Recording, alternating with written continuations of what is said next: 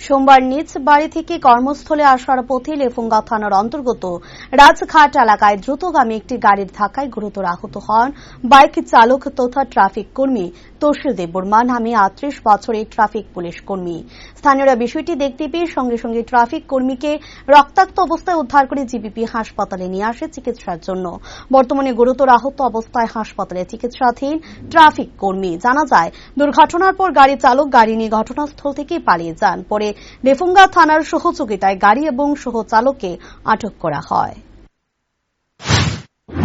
আজকে তো যেহেতু উনি ডিউটি যাচ্ছিলেন, তো ডিউটি যাওয়ার সময় সামনের দিক থেকে একটা ট্রাক ওনাকে বাড়ি বেড়ে চলে যায়। কোন জায়গাতে হয়েছিল? রাজঘাট। আচ্ছা, কি গাড়ি ছিল? 407। উনি মানে কোথায় যাচ্ছিলেন? উনি ডিউটিতে। কিসের ডিউটি করেন? উনি ত্রিপুরা পুলিশে কাজ করেন, ট্রাফিক ইউনিটে। কোন জায়গাতে কর্মরত? ওনার ডিউটি তো এমনি সেক্রেটারিয়েটে।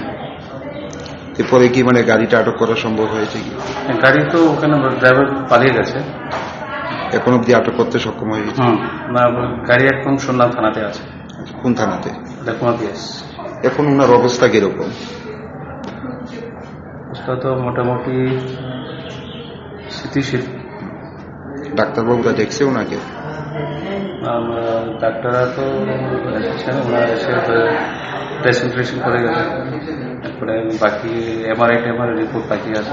ট্রাফিক দপ্তরের কোনো আধিকারিক কি এখন অব্দি এসছে ওনার খোঁজখবর নিতে? ওনারা এসে গেছে। নামটা জানবো না?